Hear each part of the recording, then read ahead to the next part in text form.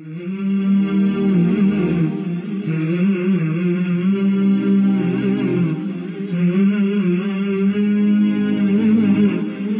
move on now from focusing on our relationship with people to our relationship with our Creator. We talked about how this world can be a very blessed and blissful place by having a sound heart, by striving for a sound heart, which is referred in Arabic as qalbun salim. The closer we get to this state of our heart, the more we will be mastering our emotions, and even in times when people would be panicked, stressed, anxious, and suffering from grief, someone with a sound heart would be calm, hopeful, and fully trusting and depending on his Lord, while taking actions that he hoped to be blessed by his Lord. So even though he will be calm and will be experiencing an amazing amount of trust and hope, he will still be taking actions. In his book, The Disease and the Cure by al-Qayyim Rahimahullah, he mentions that the things that prevent and veil the heart from achieving this sound state is shirk. He discusses several forms of this disease, but what we are concerned with today for our episode is a very subtle and hidden form of that disease. From those that do believe in Allah, they do believe that Allah is the creator of everything. He is the one who gives and He is the one who prevents. Without His permission, no one can receive any benefit or can be afflicted with any harm. From the people who know and believe it all, they still give part of what is only deserved by Allah. A part of what truly belongs to Allah, they give it to others. And at times, they give more of it to others than what they give to Allah subhanahu wa ta'ala. Firstly, to support this claim, let's take a look at one of the narration from the Messenger of Allah sallallahu alaihi wasallam that Ibn al-Qayyim brings in his book. The Messenger of Allah sallallahu alaihi wasallam has been reported to have said, "O people, beware of this shirk. It's a form of polytheism, for it is the more subtle than the footsteps of an ant." One of the companions asked the Prophet of Allah sallallahu alaihi wasallam, "How can we be aware of it when it is more subtle than the footsteps of an ant?" The Messenger of Allah sallallahu alaihi wasallam advised them and instructed them to say, "Allahumma inni a'udhu bika an ushrika bika wa ana a'lam wa astaghfiruka lima la a'lam."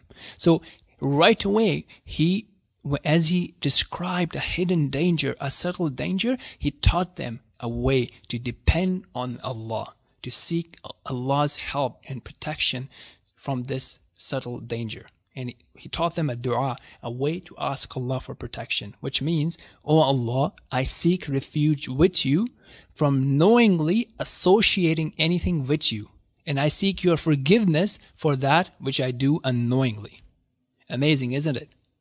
So what happens to such actions that are supposed to be only for Allah, and one starts having a share of it for other than Allah? And that other than Allah could be himself, his own ego, his own desire, his own self-ego, or for other people, or for the community, and so on and so forth.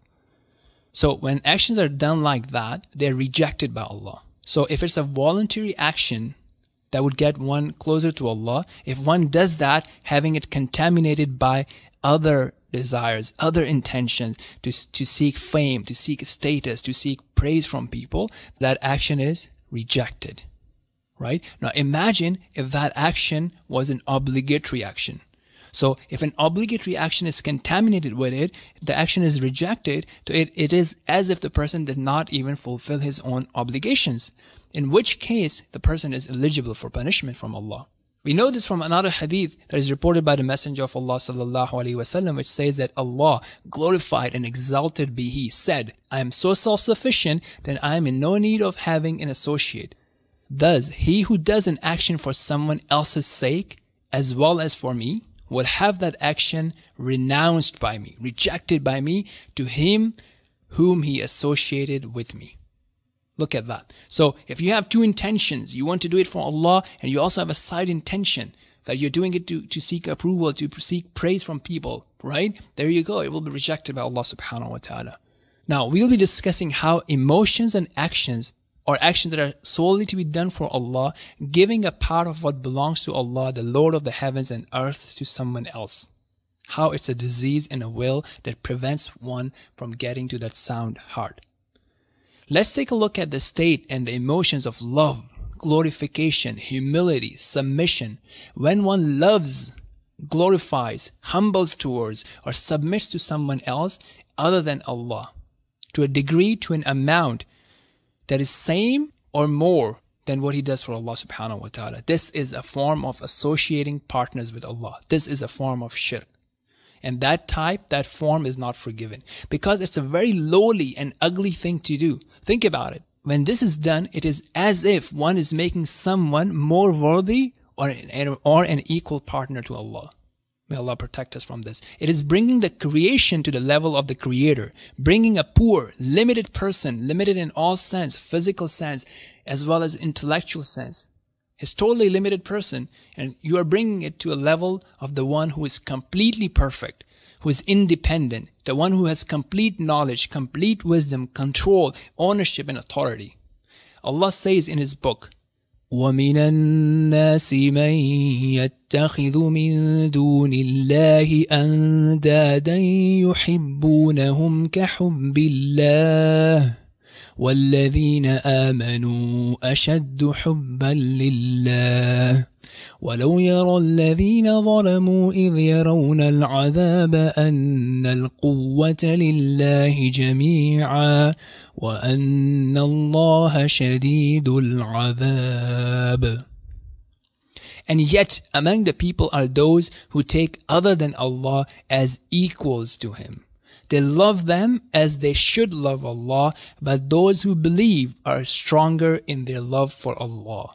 And if only they who have wronged would consider that when they see the punishment, they will be certain that all power belongs to Allah and that Allah is severe in punishment. Right? So this is something that they are neglecting right now. They're heedless of it right now, but they will realize that later. As we have learned this, there's certain things that we should be analyzing. Firstly, are we asking for Allah? Are we asking for Allah to be most beloved to us? Are we asking Allah to give us the love of Him? And how frequently are we doing it? How consistently are we doing it? Do we plan, do we intend to change this? Remember, if you don't take action, nothing will change. So maybe pause the audio and start planning some actions.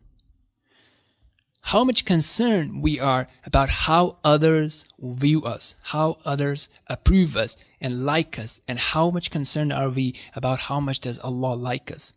Imagine how your life would be if you were seeking only Allah's approval all the time. How empowered will you be? How unbreakable would you be? This reminds me of the statement of Ibn Taymiyyah Rahimahullah, which is quoted and reported by al-Qayyim Rahimahullah. He said that Sheikh Ibn Taymiyyah, may Allah have mercy on him, said to me, "What can my enemies do to me? My paradise and my garden are in my heart. They are with me wherever I go, and they never leave me. If I am imprisoned, then it is seclusion for worship. If I am killed, then that is martyrdom. If I am killed, then it is martyrdom. If they expel me from the land, then it is tourism." Beautiful, right? And very powerful. It is also possible for us to get to that sort of mindset, but it will take time, effort, focus. When we make it our priority and focus, it will happen, inshallah. At the same time, there's a very subtle danger here. If we do not purify those actions from having shares for others, we'll end up harming ourselves. So now that we have realized this subtle danger, this subtle disease, we should be taking measures and steps to protect ourselves from it. The most important thing that we can do is to first realize that it exists and that we're not safe from it, right? A lot of people don't realize that it exists. And if they realize that it exists, they think, you know what, this does not apply to me, right? It applies to someone else. It applies to that person. It applies to that person on the TV. It doesn't apply to me. How can you be safe when the Messenger of Allah sallallahu alaihi wasallam told us to be extremely careful and aware of this?